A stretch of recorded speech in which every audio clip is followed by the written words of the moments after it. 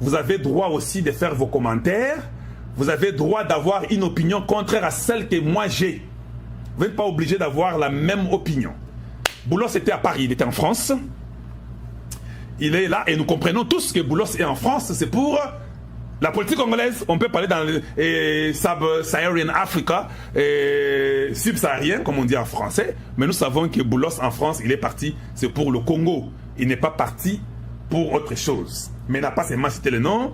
Il a vu Jean-Noël Barrot pour explorer les nouvelles voies de collaborer pour la paix et la prospérité across North and Sub-Saharan Africa, pour dire nord et le sud de l'Afrique. Voilà. Mais vous savez que la France, dans le monde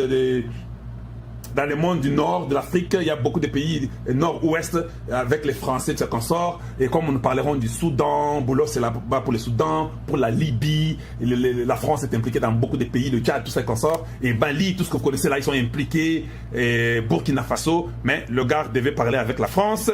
Et puis quand on parle de l'Afrique sud, sahérien, nous savons que c'est le Congo démocratique, c'est le Rwanda, et Brazzaville, tous ces pays-là que vous voyez au centre de l'Afrique et en bas. Voilà, je sais pourquoi Boulos est là-bas. Je voulais seulement que vous ayez l'œil là-dessus, que vous puissiez comprendre que nous savons que Boulos est là-bas en France et nous comprenons déjà les jeux qui se passent là-dessus. Voilà, bon, en dehors de ça, je vous ai déjà parlé des M23 qui parlent qu'il faut d'abord libérer... qu'il n'y aura pas d'oasis si on ne libère pas les prisonniers politiques. Ça ne nous concerne pas. Moi, je ne veux pas qu'on puisse libérer. Il ne faut pas que ça soit comme ça. Lorsque nous sommes mis d'accord que nous acceptons de mettre en œuvre directement chaque mesure de confiance qui renforcera la confiance mutuelle dans la suite du processus, nous nous sommes également mis d'accord de mettre en place un cadre pour la libération des prisonniers. La libération des prisonniers est imminente. Pour vous dire, il n'y aura pas d'OA 6 s'il n'y a pas libération de prisonniers. Cette matière ne sera pas traitée en phase 2. Avant que nous allions à Doha, tous nos prisonniers, plus de 700, doivent être libérés. Donc voilà, c'est ce que le M23 a dit. Il faut répondre au M23 pour leur dire aucun prisonnier ne sera libéré. D'abord, vous devez quitter les zones occupées. Sans d'avoir quitté les zones occupées, nous n'irons pas à Doha 6. Et je vous avais dit qu'il y a une diplomatie qui se joue avec Pentagone. Le Congo est en train de faire tout pour avoir les armes. Bon, je m'excuse, mais je vous ai dit déjà. Il y a déjà une collaboration entre Pentagone et nous, à la ministère de la Défense, qu'on a besoin de beaucoup d'armes. Des fois, quand vous avez les armes qu'il faut, même le langage change. Parce que les gens n'écoutent, ne comprennent que le langage des armes. Alors, si les États-Unis nous donnent les armes que nous avons besoin, vous avez entendu Donald Trump, non? Donald Trump a parlé de Cambodge, je ne sais pas avec quel autre pays dans l'Asie qui se battent. Il a dit que vous, je ne vais pas trade avec vous tous deux si vous continuez à vous battre. Maintenant, or, nous connaissons qui veut la guerre, qui est en train de manipuler. Nous, avec Pentagone, avec Africom, qui est basé en Allemagne, ils sont en train de causer comment on va aider le Congo pour qu'on soit indépendant. Pour finir, beaucoup de gens m'ont demandé, Kalonji, mais quand est-ce qu'on va signer? Et depuis les États-Unis a promis, et maintenant on va faire quoi? Pour Namakambo, il y a Minduki, les terroristes continuent à nous attaquer. Oh, bah, signature. J'ai dit, mais vous là, vous ne comprenez pas. Le Congo n'a jamais signé avec les États-Unis sur les problèmes de la sécurité avec les minéraux. Que je répète ça combien de fois? On n'a jamais signé. La signature que vous avez vue à Washington, là, c'est le Congo et le Rwanda qui ont signé. Les États-Unis ont seulement imposé signer l'accord de paix. On a donné un temps au Congo et au Rwanda pour que tout soit fait rapidement. Les Américains, Troy Fitzgerald, d'ailleurs pour votre information, Troy Fitzgerald vient de retraiter. C'est lui qui avait dit qu'on n'a pas 6 mois là. Il vient de retraiter et c'est fini, il n'est plus au département d'État à Longwe-Kuna. Vous voyez pas, hein? Oui, ça fait 3 jours qu'il a déjà retraité. Il avait dit qu'on n'a pas 6 mois. Et si vous lisez Doha, c'est écrit. La date butoir, le 29 juillet, tout doit se terminer à Doha. L'implémentation, le 8 août, tout doit terminer. Le 17 août, c'est le dernier jour de tout. Le 17 août.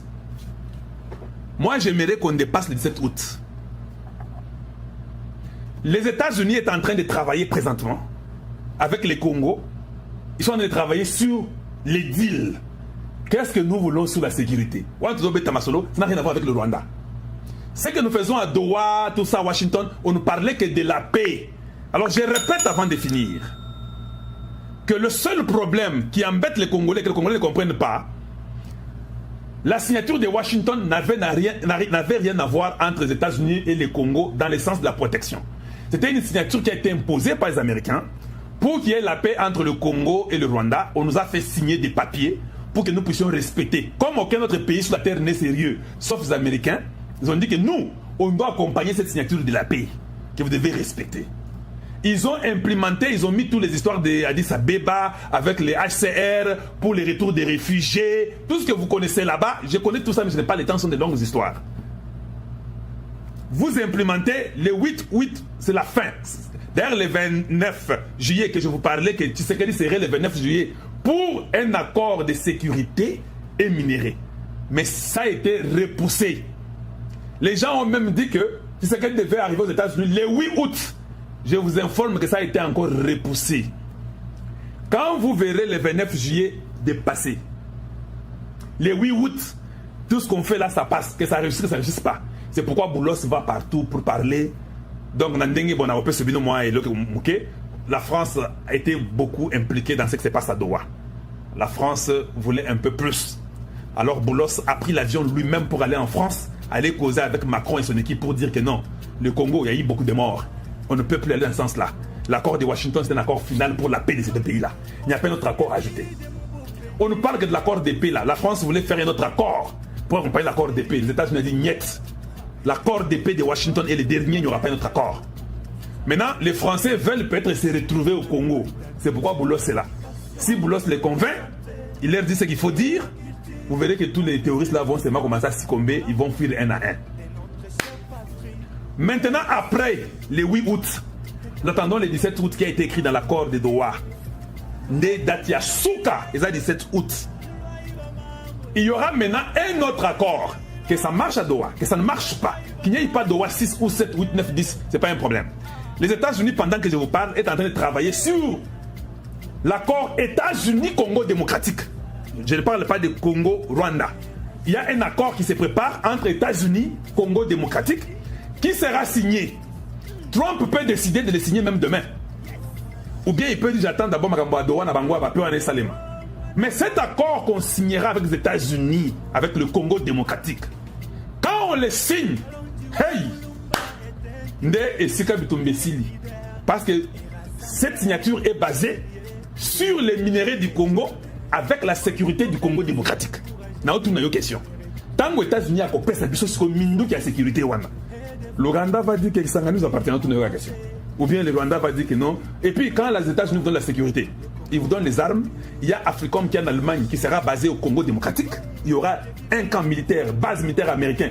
Je ne veux pas ça, mais ils vont mettre ça au Congo pour votre information. Je viens de vous dire, il y aura une base américaine au Congo démocratique. Africom va commencer à contrôler ce qui se passe au Congo. Parce qu'ils ont leurs intérêts, ils ont signé sécurité minérale avec le Congo. Mindu qui a beaucoup zoua. Hey! Maintenant là, c'est ce qui a changé. Ceux qui attendent les gars, au Rwanda veut venir, Africom l'informe, à partir du Pentagone, en Allemagne, Batali, satellite, va tourner en Italie, Rwanda. Hey! Deux jours, vous comprenez que les États-Unis, ils allaient se quitter. Aucun pays ne va dire un mot. Voilà pourquoi je suis en train de pleurer pour Tshisekedi. Il a une occasion de la vie. Il sera le président, s'il fait seulement ce que le peuple veut, il sera le président le plus aimé de tous. Qu'il soit seulement sévère avec l'administration. Côté Bitumba, il va ramener la paix. Fumutimba va faire le bien mot. Africom, Bazana va Kati, va de Pentagone, le Congo, ministère de Défense, YP présidence, et puis il y aura un nouveau chef de maison militaire, chef de l'État, et ça, Yassika, des choses changent.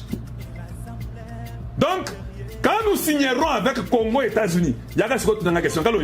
Je crois que M23 peut-être au cercueil. Tu me poseras la question, ils sont dans les cercueils. C'est-à-dire que l'intégrité territoriale est signée à Rwanda. Bango Bagoya pour aider Bissot. Bozo la sécurité, on appelle intégrité territoriale. Personne ne va se jouer de nous. Je vous l'ai dit, personne ne va se jouer du Congo démocratique.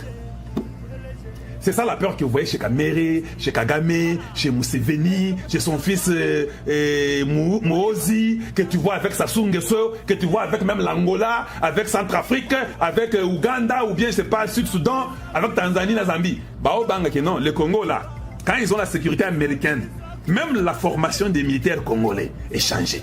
Alors nous ne voulons pas garder tous ces vautours que Hippolyte Kanambe nous a laissés. On va chasser tout le monde. On aura de nouvelles personnes. On va chasser tout le monde. Boyaki, Marambogo changer. Et nous allons dire seulement que celui qui a tué les Congolais ne sera pas pardonné. Ça sera cas par cas. Au moins, il y a cas par cas, prison, on ne libère pas les terroristes.